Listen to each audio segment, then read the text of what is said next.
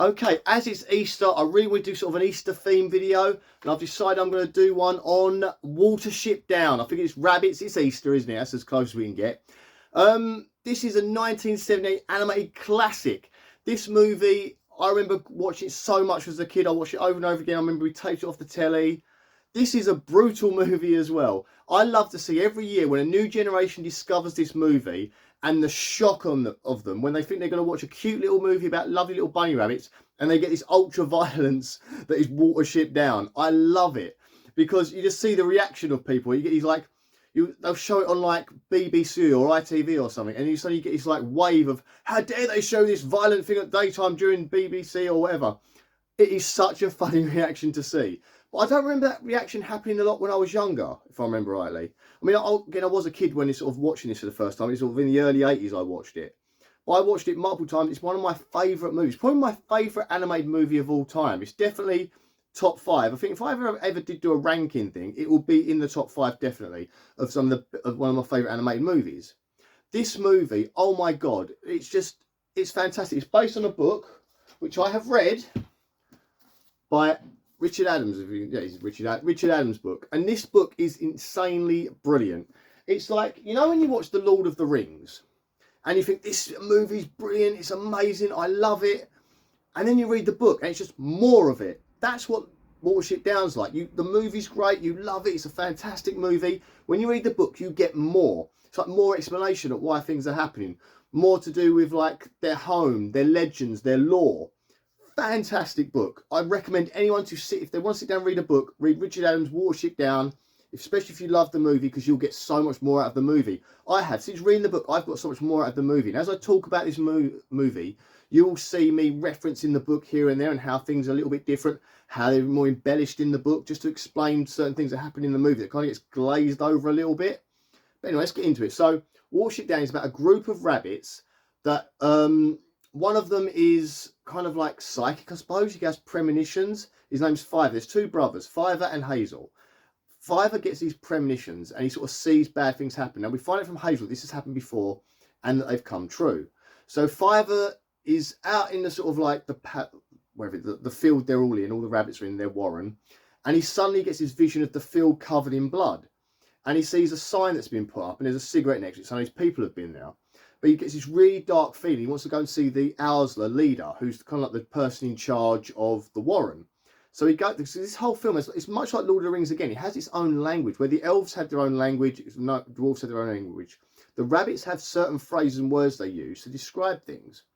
So when Fiver goes down and tries to speak to the sort of like the head in charge of their warren at the time, and says that there's a big danger coming, we have to go, we all need to get out of here because it's going to be bad. And the guy basically doesn't believe him. Hazel tries to back his brother up and saying, look, this is a danger, it can happen. Now, why this conversation is happening, a lot of the other rabbits are listening to this conversation. Some of them possibly know Fiver from the past, know he's told the truth about things like this before. So they're kind of concerned and they kind of figure they should probably leave as well. And you've got one of the sort of guards is a big guy called Bigwig. He's a really big rabbit, quite a strong rabbit, a good fighting rabbit, like one of the security of the warren. And he's kind of listening too, and he's like, oh, like he's not unsure of it as well. So then this group of rabbits sort of like they leave, and the person in charge of the race says, no, you're not going anywhere, you're staying here, no one goes anywhere. So they all get together and think, you know, we're just going to go anyway. Look, us little group that sort of like believe in this stuff, we'll talk to other people, try and get a little band of us together, and we're just going to leave. And that's what they do. They basically make their escape. They almost get stopped at one point, but Bigwig, obviously being the bigger guard, jumps down and helps them get away and joins them on their way. So now we've got this little group of rabbits on a mission to find somewhere else to live. And Fiver says he knows where they're going. He's got his psychic sort of premonition. He knows where to go to get them out and safe. And he's got his vision of this like lonely place high up. And it's basically is it the Hampshire Downs, I think it is. There's a place called Watership Down in Hampshire Downs, where Richard Adams wrote the books. And he sat and watched rabbits. Apparently he sat there for so long watching rabbits, and he wrote this story about these rabbits because he just used to love sitting there watching them, as I do. I love watching nature and just to be inspired by. I actually wrote myself a script years ago about a black fox. Sometimes foxes have this genetic thing where they can become black and stuff. Like squirrels get it as well, rabbits get it. And I had this like thing years ago where I wrote this script about it. So like I know what I mean when you sit and watch nature and you sort of soak it in, you can actually come up with like humanized stories about it, which is what this is. So all the rabbits go. And they sort of go on this mission. There's a few dangerous things that happen along the way. There's one, like where one of them gets taken out by an owl. They get to a road in one of the funniest scenes.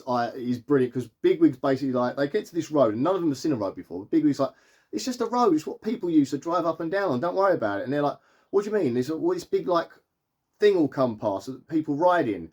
And Hazel's like, well, why don't you try and chase this? He's like, no, they don't care about us. Watch this. So Bigwig sits in the centre of the road, and this car goes straight past him, completely ignores him. He goes, look at that. And as he does that, one comes from the other way. He's like, whoa! And he has to dive out of the way. It's quite a funny scene.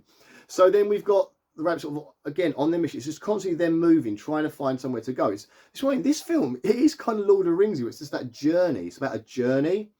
So as they're on this journey, they're in, like, facing some dangers. Another scene where they go into like a church, like a shed, like a graveyard, and a load of rats attack them to fight the rats off and that. They come across various other trials on the way there, but they eventually get themselves to this place where they find some other rabbits.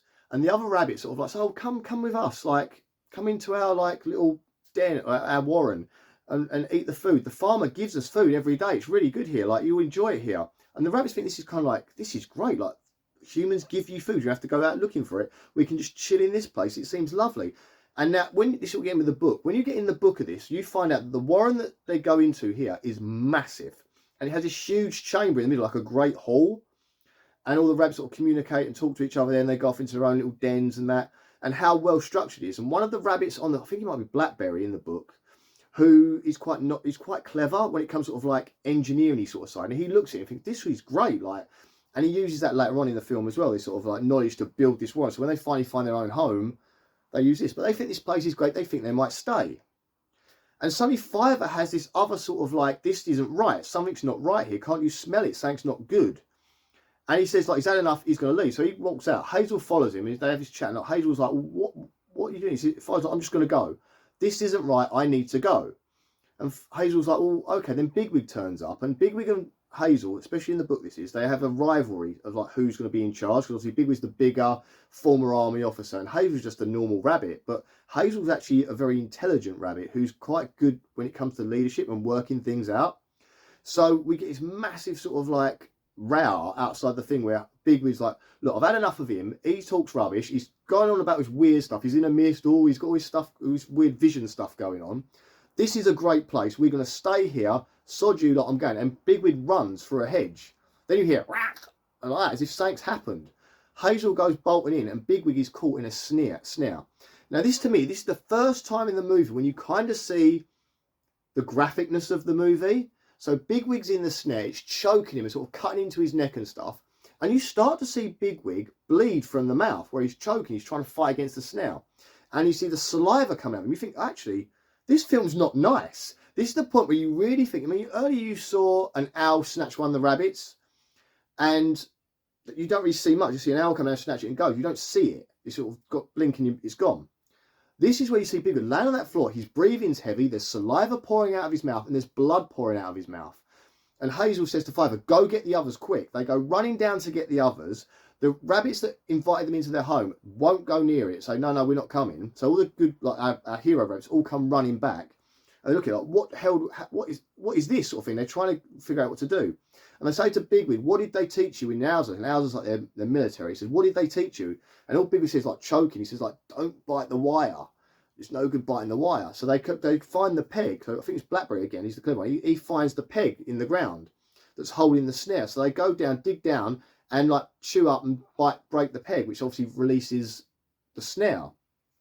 And they go back to Bigwig, only he's not moving, he's not breathing, he's dead, you think. So of course all the rabbits are like, oh my God, he's dead. And they start to like pray to their God, who will, I'll get to that in a minute, because we've missed that part, because that's right at the start of the movie. So they start praying to their God and like wishing him like well in the afterlife thing. And they start discussing what they're going to do. And they're like, oh, we'll go back to that one, we'll push those rabbits out. They're obviously horrible rabbits. We'll get rid of them. We'll take it as our own. And then Fiverr's like, no, you don't understand.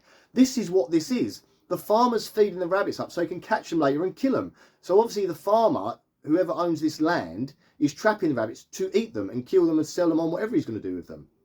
And you're like, whoa, like, they need to get out. So they say they're going to get out. And with that, Bigwig wakes up. He wasn't dead. He was just unconscious, or he choked out by the snare.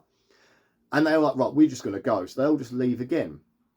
And then they get to a part where they find this farm. And Hazel's like, says to like Pippin, the youngest one, like, we should go and have a look at that farm. There's something about that farm that I'm interested in. And Pippin's the kind of nervous one. He's like, well, we should get the others. He's like, no, just you and me, Pippin. Let's go. While everyone else is asleep. So they go down to the farm at night, and then you find out Hazel's got a plan. Hazel's thinking there's rabbits on that farm. And Hazel has worked out along this route. You don't see it in the film, but you get more in the book. That there's just boys at the minute. These are a big group of boy rabbits. And that's not good, because to continue on everything, like their warren, everything, they need females to, like does, to create babies and stuff like that. So Hazel's like, we can't just be boy rabbits living together. So they go to the thing to try and find some rabbits. They find hutch rabbits. They're going to try and get them out. But they get disturbed, so they leg it off again. But they're like, oh, we've got to remember that. They go off. And they get down to, they find Watership Down, basically. They end up going, they find this huge down. It's this massive hill. And they think if we live on top of that, we'll be safe, free and away from predators and danger. We can see everything coming and nothing's going to sort of like spook us or jump out at us, because everything is kind of like, we can see it all. And I love this because there's a place near me.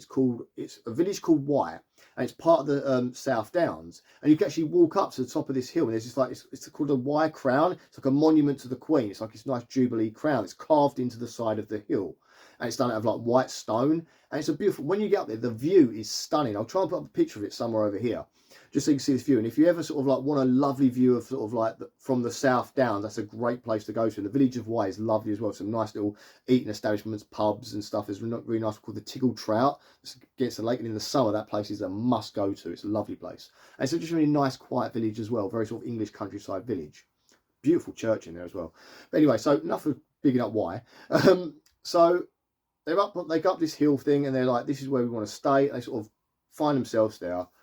And Hazel's still like, we need to get those. He knows they need these females. At the same time as this is like being considered, Kiar, the bird, appears from nowhere. So it's basically this injured seagull, who is my favourite character in Watership Down. This injured seagull who's been got by the farm cat. We can't experience the farm cat earlier quickly with Hazel when they were trying to get these female rabbits. And so the cat's got this bird, he's damaged its wing, and it just needs to recoup. So like Hazel's like, we can use that bird. That bird can be like our scout and go find where rabbits are for us. So like Hazel's, again, thinking leadership style, we need to do something well, we need to improve things. Where the leadership stuff comes in. But there's a really, because when you first see Kiar, the rabbits find him and he tells them to piss off. So we've had the violence from the blood and from the choking of the snare. Now we're getting swearing. He tells them to piss off. He's like, piss off first. And then he talks around like, we can help you. We can take you back to the war. You'll be safe in there, and Wing can heal up. Then you can go off and be safe. Now I don't know why they try, but Kiar has got the weirdest accent. It's kind of French, but not French, but it's like a seagull sounds. Whoever come up with the voice for this thing, whoever come up with the idea of how to do this voice, perfect, because it sounds like a seagull would sound if it was speaking English. The shouting, as he goes, I do that like that. It's brilliant, absolutely flawless. The director, the person who played him, must have merged, and they must have swatched seagulls. Like, how does a seagull speak? That's how it would happen. This is genius. Absolutely genius. I love it. So then they get Kiar, who's going to help them. So when Kiar finally gets back to normal, they try it again while he's recuperating, they try again to go back to the farm to get these female rabbits out of the cage. And they sort of get down to the farm, and they start nibbling away at the top of the cage, trying to break the cage open, because I've always spoke to rabbits, the rabbits want to go with them. They do this, as the cage door falls open, the farmer comes out with his gun, and as Hazel and Blackberry are running away, farmer shoots Hazel. And you're like, oh my God, no. And you see just Hazel go down, and Blackberry runs, and all the rabbits have to leave because they know to get out of it.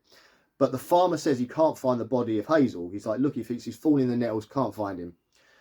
So then they go back to the rabbits go back to Watership Down, and they're like, say to Fiver, look, your brother's dead, we're sorry, like, he's gone, that is it. There's nothing more we can do about it.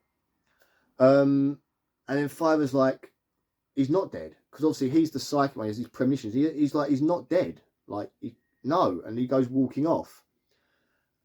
If you can hear funny music, by the way, I live quite near a TA centre, like a military thing, and the scouts often play their marching band, and I just heard the dinging from the marching band. So if you're with music, it's the TA soldier people doing their marching band stuff, okay? Anyway, on to, yeah, so Fiver then goes looking for Hazel on his own, and he has these like weird premonitions as he's doing it, where he's seeing things, and they play, this song is haunting in a way. It's Art Garfunkel singing Bright Eyes. And I think this song got to #1 in the charts when the movie came out, which was massive at the time. And it's such a haunting song. It's like, I'm not going to, I'll try, it's like Bright Eyes Burn Like Fire. And it's the melody, the way it's sung, the tune that plays as he's looking. It's really quite creepy almost. But at the same time, loving it. It's a weird song. But it's a good song. And he's looking for his brother at this time. And he's seeing all this weird vision stuff of like blood in the hills and rabbits being shot and falling over and all this sort of stuff. It's really sort of, it's almost like trippy in a way. I mean, it was back in '78, so maybe someone was enjoying himself when they were coming up with the ideas for this. I don't know, but it is really weird. But he sort of finds his brother in a storm drain, and they obviously get him back, and they take him back to the, I don't know how they carry the rabbit on his shoulder, he carries him back. I don't know how they do it, but they basically get him back to Watership Down. And Kiar, the bird's there, he's like, you need to take the black stones. So Kiar, with his beak, pecks out the black stones, obviously a buckshot from the wound. And he picks out all the black stones of Hazel. And then like Hazel's like, oh, once you're better, you need to find some rabbits, because that failed to get into the farm. We're not going to bother with that again. That's obviously a bad idea. So we're just going to like concentrate on that. And then like Kiar gets better. But along the way, they find another rabbit. So I forgot to mention this. They find a rabbit called Captain Holly, who used to be in the same army that Bigwig and the others came from, the same Warren. They find him, and he's all battered up, and he's in a really bad way. And he explains to them what happened back at the Warren. So Fiver's vision was real. It actually came true.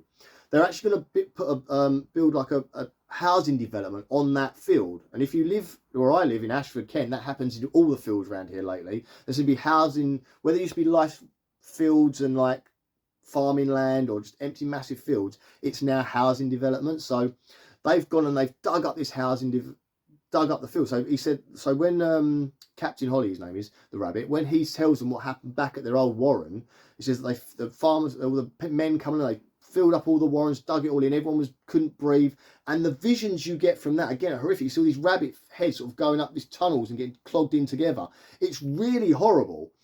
And they're all sort of, they can't breathe. And then the diggers come and sort of dug them out, and there's rabbits flying everywhere, and he managed to escape. But while he managed to escape, he ended up finding the Ephrathans, which is another warren of rabbits. This is a massive warren of rabbits. Like, it's huge. And it's all run by this evil general called Woundwort. I always used to call him Woodwood. I used to call him. It's actually Woundwort. He's the general, and he's a massive rabbit. He's got blinding one eye scars. He just looks evil. They managed to make a rabbit look as evil as possible, and this is it. General Woundwort is the nastiest looking rabbit you'll ever see, and he's the one in charge. He's got all these soldiers that run his thing, and he basically keeps everyone on lockdown in this thing, and no one's allowed to leave. Everyone has to stay. He's got things set up for like breeding, and he makes them do all the work for him. He's a nice piece of work. It kind of like, when I first started watching The Walking Dead, you know, when Negan and the Saviours and all that, it reminds me of that. That's what it reminds me of. This sort of like ruler over everything, who's harsh and evil. He's got his minions, sort of soldier minions that sort of like control everything as well. It's very similar to The Walking Dead. And then you've got like Hazel's group as like the Rick Grimes sort of characters that are trying to get everyone out and try and help people and stop the Saviours or Negan. This is very similar to that. It really is. There's a lot of parallels. So he sort of got in with them for a little bit, realised it wasn't for him, tried to escape, and finally managed to escape, but like it got bashed up in the process.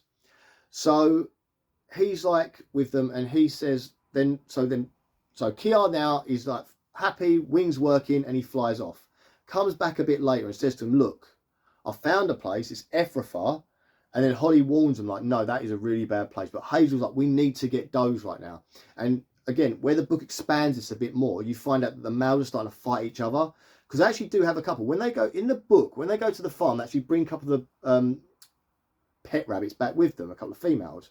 but there's only a few of them. There's more males, and of course that's causing fighting amongst them all. Hazel wants it to be peaceful. The idea of their war is it's peaceful and calm. So then he's like, we still need to find Doge, so we've got to go there. So they go down to Ephrathah. Bigwig infiltrates into Ephrathah, being the strongest rabbit and like fighter, he can get into their army. So he basically does that, talks to Woundwort, gets in there, and they need to find a female doe called Heisenflow who's trying to get, she's like a resistance fighter, almost trying to escape this lot, trying to get away from them. So Bigwig has to find her, and the plan is that they're going to get away with a load of does and a load of other rabbits that want to come with them and get them to safety out of the way, because this warren that are in there is overrun. And you see some quite graphic imagery. You see one rabbit that tried to escape, Blackavar was his name, and they tear him to pieces. There's a scene where he's in front of them and they're talking about what happened to him, and you see him ripping his ears apart, ripping at his neck. It's real nasty. You see the blood and everything. Proper nasty. Remember, this is like an animated cartoon. You can see why these parents got a bit freaked out when they watched it on Easter, thinking this is going to be a fun little rabbit movie. So he gets torn apart. Then you see them, how they've got like the females waiting outside chambers, and the guards will go in and take the females in for mating and stuff like that. And then like how there's been discussions about, look, there's not enough room here. We're too crowded in. Women can't even have their litters because there's no room to have them. So we need something's got to give. And Woundwort's like, no, we stay. We don't go anywhere. This is our place, sort of thing. Nothing's going to stop that. So they're all trying to get away to survive, basically, because he's to control him. So Bigwig finds Hires and Flame. They work a plan. They're going to get away, and Kiar's a major part of this plan. So he's going to be sort of like watch out from the railway bridge. There's like a big railway bridge, like with arches underneath it. They're going to get to the arches. He's going to be up there. So when the rabbits, sort of all the escapee rabbits, get to that archway, then Kiar's going to show them which way to go to get down to a river, because they found a boat by a river and they know that they can get on the boat and they can escape. So then the general and his army will come after them. So they sort of manage to go away, and the general works out Bigwig's kind of like dodgy and follows him, and they're basically about to stop them from escaping. The army turn up. Kiar comes down, attacks the general as he's about to fight Bigwig, because Bigwig said, like they've already said, that we think that there's no way that Bigwig can take Woundwort. They already know that. They said this before. Like someone said to them, "There's not even you could take him, Bigwig. You're strong and big as you are. Woundwort is a killer. He's like this huge rabbit. He's unstoppable." So Bigwig's like, okay, so he's about to try and fight him, but you sort of think, oh god, this isn't going to go well. And then Kiar comes and knocks him down. They sort of all leg it, get onto the boat, and manage to get away.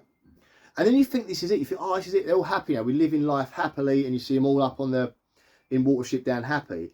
And then you know they're being watched, and Woundwort has found them on Watership Down, and he's going to go back and get them. And Hazel's then like, they find out that they're there, so Hazel's like, right, bury everyone in, block all the entrances. We need to get inside this warren and try and like defend it. We aren't going anywhere.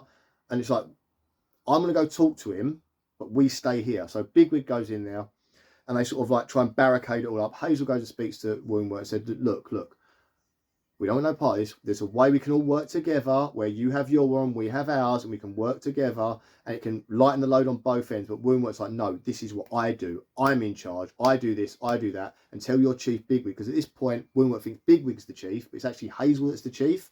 But he assumes it's Bigwig because he's bigger and stronger. And he's like, you tell him that he's dead, and I want all of the deserters out on top now. And if you do not do that, I'm going to go in there and I'm going to kill every one of you. With all my army, we're going to go in there and kill everyone, because there's too many of these Ephrathah rabbits, and Woundwort in the case as well. There's no hope of escape. There's no way they're getting away.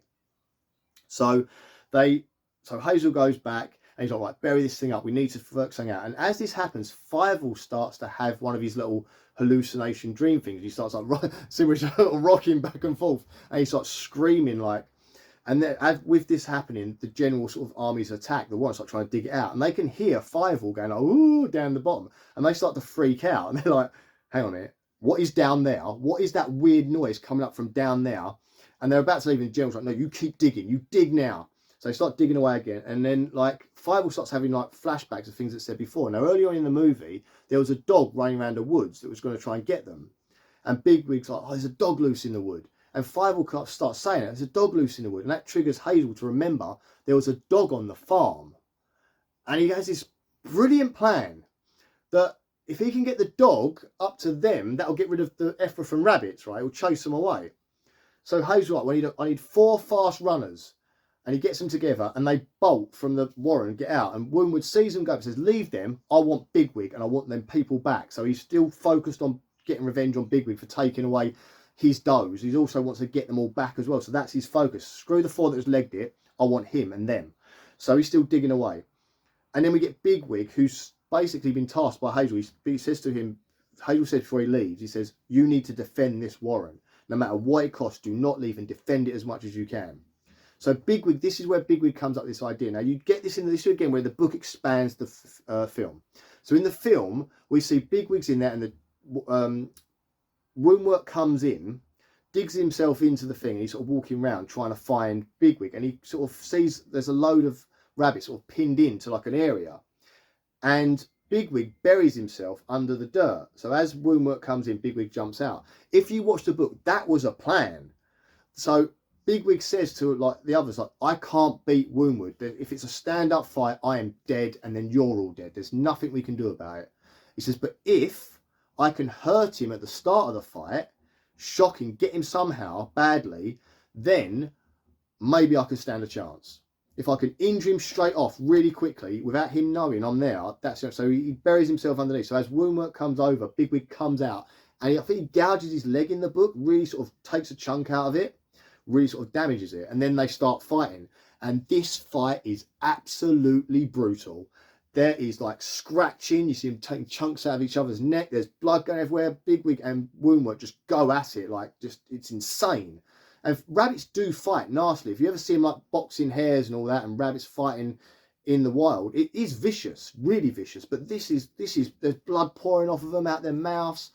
The same other way they do Woundwort's mouth as well, because rabbits have like the 2 front teeth, they have a gap, and then they have these back teeth, and they purposely show that on Woundwort. It always looks like their teeth pulled out, but it's just how rabbits naturally are. But it makes him look even more vicious, and with the sharp claws, and he's like going at him. And it's when they sort of get to like a stalemate and they separate off, and Woundwort's like back against the wall, like having a minute like to thing himself, and Bigwig sort of backs away back to where the other rabbits are, and he's like thinking, he's like, and Bigwig has this little thing where he's, I told you I was going to impress you.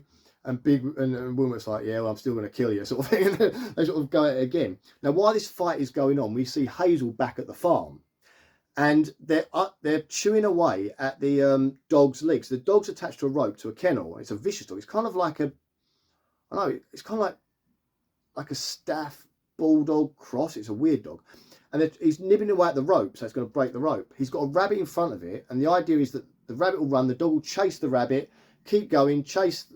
Go to the next rabbit, because the rabbit's going to eventually get knackered and the dog's going to catch it. So it'll run to a certain point, then another rabbit will take over. That's why he took the 4 rabbits with him. He's stationed them at different points up until they can get to Watership Down. It's a great plan. So the dog bolts, the rope snaps, dog bolts and starts chasing the rabbit. But then the cat from the farm jumps on Hazel. And luckily the daughter from the farm comes out and tells the cat to get off the rabbit, so Hazel's still safe.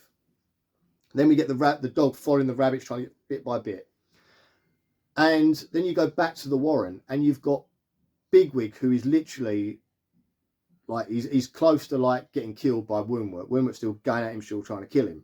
And it's where the book differs a little bit from the film at the end. So in the film, we get to see like him backing up, and then you hear the commotion upstairs because the dog has turned up and it's ripping rabbits to shreds. It's like grabbing them, shaking around, you see blood flying out everywhere.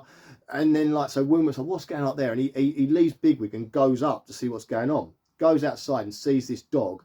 And the picture, I'll try and put pictures up here as I'm talking. I'm trying to put pictures up right for you. You can see the dog has got a rabbit in its mouth, and it's just standing like that, and there's blood pouring down its dead rabbit. It just looks at Woundwort, and Woundwort looks back at the dog, and he's like, where are you? He says to his others, like, where are you all going? Dogs aren't dangerous. And then the dog runs towards him, and Woundwort jumps at the dog to fight. And then it goes, and it sort of like ends, and then you get to see like, then the voiceover guy from the start turns up, and he says, they never found Woundwort's body. Yet, for generations past, mothers will tell their kids, if they don't behave, Woundwort will get them. He came like a legend, of this like fear legend, that like this person will get you if you do not behave. And it's just like what mums tell their kids and stuff. It's like a way to make them do what they're supposed to do. Oh my God. And then you get the end of the film. Now, to go to the book version of the film, the fight with Bigwig, Woundwort is kind of like hurt from that initial bite that I talked about before, from that initial like gut thing. So in the fight, even though Bigwig is losing, Woundwort's kind of dropping as well, and they kind of fall to a stalemate. And then Woundwort goes outside, leaves Bigwig, says, "Oh," and he goes up to his I think it's camping. He goes to one of his generals and one of his crew in his army. Says, "You go finish him off." And the rabbit's like, "What?" Because Woundwort always killed his own people, and the guy's like, "Well, why do you want me to go and kill him off? Like, you were doing it." He's like, "Yeah, you just go do it." Like, almost like, and the guy, and the way it is that the rabbit, that army rabbit, loses all respect for the general in that moment. Like, well, that's just crap. Like, like you started it, you can go finish him off if you want. Like, the fact you want me to go and do it, that shows that he's weak, and you can't lose respect. So that's something they do, and then the dog turns up. But like, I always thought that was a great bit of the book, and that whole Bigwig and the digging out, they should have made more of that in the film. But anyway, so then we get this like scene where you see like all the rabbits happy on Watership Down, and you see this old man rabbit lay down, and it's Hazel. And then we hear all the way through. So a lot of this film, there's a lot of lore from the past about this movie, about this rabbits. The rabbits have like a religion, a lore, all of that stuff. And we hear they have something called the Black Rabbit, so that when you die, a black rabbit will come and take it. It's like the Grim Reaper. So Hazel lays down to die. And when he dies, his sort of spirit goes up and the black rabbit takes him away to, like, I guess heaven or whatever you want to call it.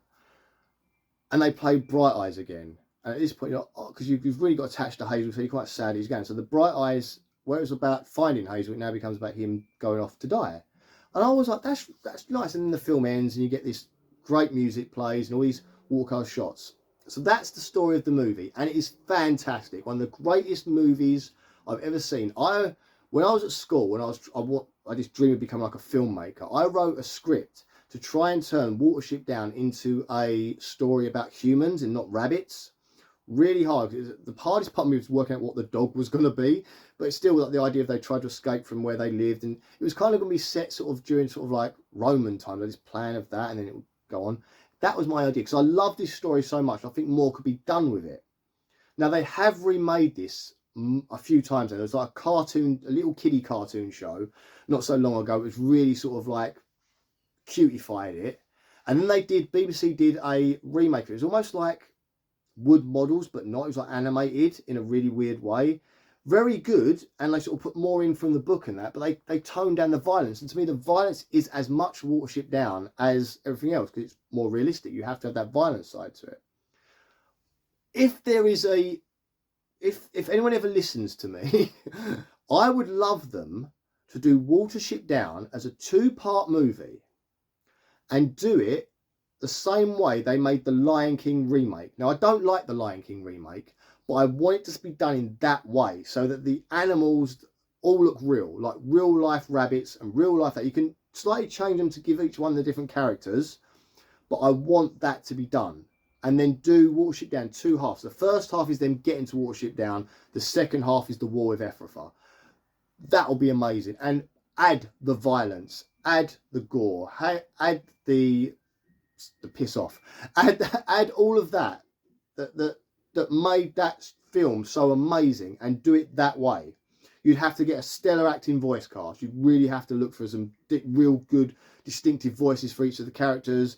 An evil voice for Woundwort. He's got to be terrifying. They need to make Woundwort terrifying, or it won't work. You need to make like Bigwig, muscular rabbit, give him a muscular style voice, you know, Vin Diesel or something. You know what I mean? That gruffness like that. You get Hazel, give him a more calmer voice, you know, someone who's like leadership style voice, but still understandable and approachable. It will be amazing. That is my dream, that someone will one day make Watership Down the book, make the book version of Watership Down, keep the violence and the mood of the cartoon, and just do that. That will be absolutely brilliant, and I think that'll be one of the greatest films ever. It could be epic. And do it as a 2-part, I said, to really cram it all in there. Because just doing it make it 1 and 3 hour might not go. If you do like a 2-part, like Lord of the Rings, but like not that big, because 3 is going to be too much. 3 parts is far too much. 2 parts, like they did with It, where they had the 2 parts, that'll be perfect. And I do want to say one thing. I showed this to my 5-year-old son, right? And the first thing he said, when it started up, you get that weird sort of different style animation for the story of creation, where you get like, the Frith is their god, and it's like the sun. And you see Frith, and it's all done with this weird animation. And he went, looks like Maui's tattoos. Because he watches Moana. And it's right, it's that same style of drawing. And you get the rabbit, and you find out that, and this is what I mean, because it's all in the book as well. It's so much lore from their religion and their stories they pass down. So their god is Frith, it's the sun. And he created everything, and he created all the animals to be equal, but the rabbits bred too much and started eating all the grass so the other animals couldn't eat it. So what he did was then he blessed all the other animals to become predators, to hunt and kill the rabbits to keep the population down. And that is so clever, because that's basically kind of what happened in evolution. So it's just like brilliant. And then he blessed the rabbits to have cunning and speed and what skills they have to avoid the predators. So it became more of a level playing field. And it's like, that is basically nature. They describe nature in that one little monologue at the start of the creation of like their universe. And then you get sort of the other stories. There's other stories about rabbits from the past that you hear. Elephara is like their famous like prince rabbit, like their first rabbit. And it's stories of how he evades cunning, and that sort of bleeds into their culture. And from his stories, they've learned how to evade predators and stuff. It's real good stuff. And there's stuff, the book, that's what I mean. If they ever remade it, it would be amazing if they just went full on properly into it and just had the book. The way Peter Jackson did with Lord of the Rings, where if you ever watch Lord of the Rings making ofs, Peter Jackson always has a copy of the book. And he's always like, to put things from even if it's not in the script, he's gone on. But there's a scene I remember watching a making of the Lord of the Rings where he says to Sam, when you run into that bedroom, grab Frodo by the hand, because it's in the book, and the people that love the book will love the fact you've grabbed him by the hand. So if you watch a scene at the end of Lord of the Rings and Frodo's laying in the bed, Sam comes running and grabs him by the hand. And it's just like, someone who loves the source material that much and then does a remake of Watership Down properly, it will be brilliant. And it will blow everything else out the water. I know it will, because it's such a fantastic story. Now, I will say some funny things about this film. So obviously, I watched this film as a kid, and I remember talking to my aunt about this.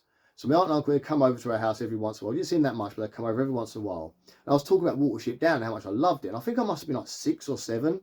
And she went, I'll tell you a funny story about Watership Down. She said, when the film came out, I went down the coast, and there was a butcher's shop there. And in the butcher's shop, they had a load of like rabbits hung up, because obviously to sell them for the meat and that, there was rabbits hung up. And he had a sign next to the rabbits that said, Watership Down. You've read the book, you've seen the film, now eat the cast. And I remember laughing as a kid. And for some reason, her telling me that stayed in my head. And it's something I always think about when I see the film Watership Down, because it's like one of those things you connect with it. Fast forward to not so long ago, probably about 2 or 3 years ago, this picture pops up. Now, obviously, this picture's a newer picture, but that story that my aunt told people must have seen and been affected by it for this picture to turn up years later. Brilliant. Genius advertising, a cruel, very British sense of humour, but works well. Now, this film is a British movie as well, with a great cast of British actors. I mean, I'll try, again, if I remember, I'll put the list of all the actors in this thing here. Now, this is of the 70s and 80s. These were the premier British actors in so many iconic British TV shows and British movies. These people are legends, absolute genius legends, and it's amazing they got there in this film. And the voices in this film, as I said, about Kiara the Seagull, it's amazing how well the voices work and how distinctive they are to each character and how each voice works. Like Hazel's calmness, that actor is so good at doing that calmness, and that it is amazing. So I really do recommend that if you get a chance, like, just look at the stuff that these people have done before. It is absolutely outstanding. Anything else you want to talk about Watership Down? Oh, I have just bought, right, the 4K Blu-ray of it, right? This thing comes packed with so much stuff. There's like a book, cards, and that. I will be doing an unboxing of this at some point very, very soon. My children just turned up from me downstairs in the middle of the video. I was really hoping they wouldn't come back just yet. Anyway, yeah, so I'm going to be doing an unboxing of that Blu-ray soon. But yeah, let me know what you think of this movie. Do you think the violence is too over the top? Do you think it's good for the story? Or do you think they should do a version where they sort of take out the violence and stuff? Did you like the remakes they did? I think, who was it? Oh, what's his name? From Split was in the remake. But there's a lot of great talented actors in the remake they did recently in the BBC. I think it was the BBC that did it. It's Watership. I think it's on Netflix, mate. Maybe it's Netflix that did it. Anyway, there is a remake version of it that was good, but I feel they took away the violent side of it because they wanted to appeal to a younger audience. And I get it's a cartoon. I do get it's an animation, but this was for a mature audience. It kind of reminds me of like Japanese anime. A lot of that is for a much more mature, some of it's more mature than me, but like it is a much more mature audience. So yes, they can use animation like that. And I know this film often gets packaged up as a children's movie. Now, when I watched Watership Down when I was a kid in the video shop, the cover was like this black shadowy rabbit. It's a bigwig in the snout looking up like that in his black shadow. And it was a PG rating. I remember it being a PG. Now, nowadays, if you buy a normal DVD, it's actually a U. But I don't think they've taken anything out of it, so obviously it's been reclassified. So this is how I think sometimes it appears on like BBC or ITV early on in the day when children are watching and the mums go, "Oh, there's a cute little rabbit film on, kids. Sit down and watch that." They walk out of the room, do their thing, come back in, and they see Bigwig and Woundward slicing each other's throats and ripping things out and blood pouring down their faces. Like, what are you watching? So I can understand why it goes wrong, which is why there has been complaints about Watership Down being shown on TV. But again, I mean, I'm not being funny.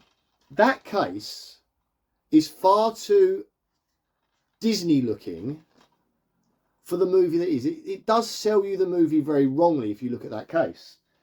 I think, hang on, a sneak peek of my unboxing, but I'm pretty sure the original, there's a poster for the original thing in here.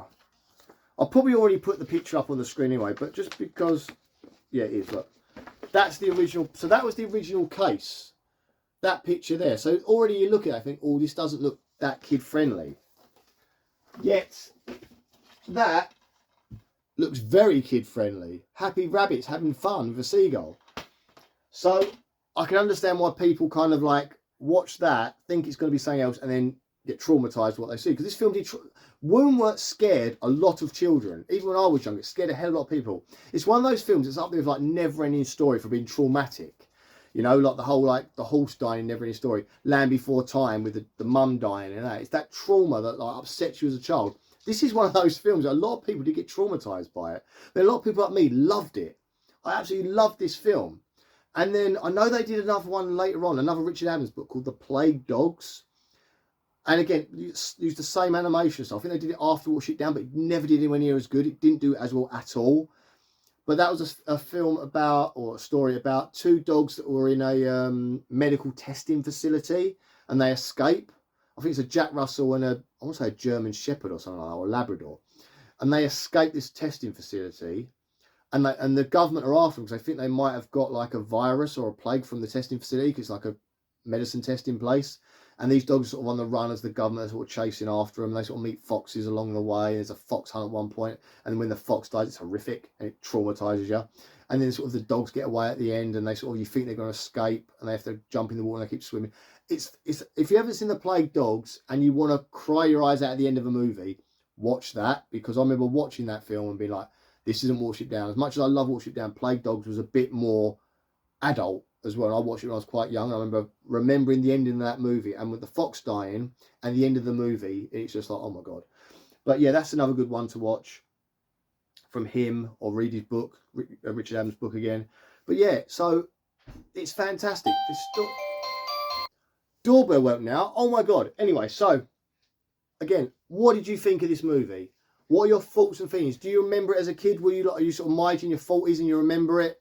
Like when it came, like the hype around it and that. If you're older than me, if you're like Gen X older than me, you'll remember when this movie came out, what the hype was like when it came out and the song got to #1 and all that.